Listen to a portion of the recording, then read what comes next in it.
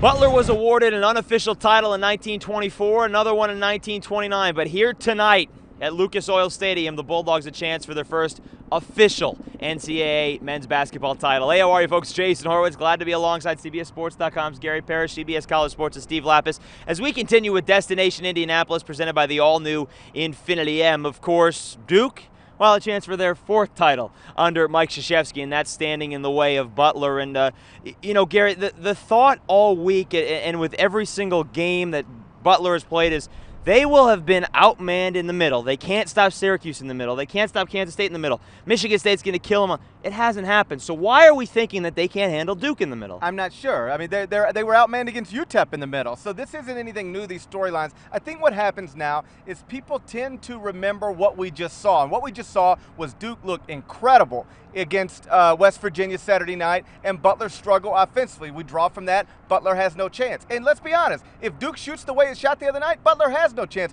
But Butler has a unique ability to make people play down at their level. If you can beat Syracuse and Kansas State, I don't know why you can't beat Duke. And Steve, along those lines, I think one of the things that people are looking at here is the fact that Matt Howard may or may not play as it was called, quote-unquote, mildest of concussions by their trainer.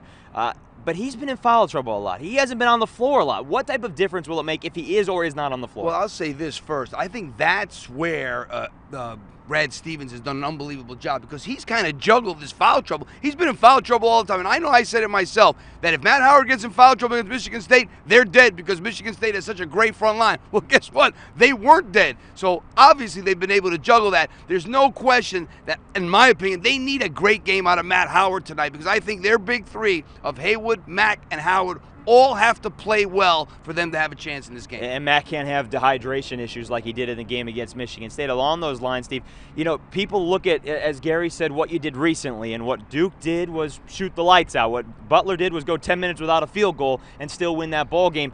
How do they achieve what they need to do offensively in this game? Well, I think what they need to do is control the tempo like they're going to do. The one thing about Butler, they know very well who they are, and they don't change from one game to the next. And Duke doesn't have the kind of pressure defensively to make them not be able to make passes and hold it and work the clock the way they want to. So I think for Duke in this game, they have to be prepared to beat Butler in a half-court game, which I think they can. Because the hard thing about playing against Duke is they have three perimeter guys. If you have two and you can leave somebody alone and help, that makes it much easier. But when you've got three, you've got some very difficult choices to make if you're Brad Stevens. Who were the two of those three, Gary? I know in your article this week you addressed this yesterday, that if they're going to beat Duke, they have to take two of the three away. Who are the two that they have the best chance to stop? I think Singler is one, because Singler has been more up and down here recently. He, of course, had the 0-10 game in the Elite Eight. So if you can get Singler out of it, and maybe Nolan Smith, that's the key. It doesn't really matter which ones they are. As long as you can pull two out, let the other one go wild,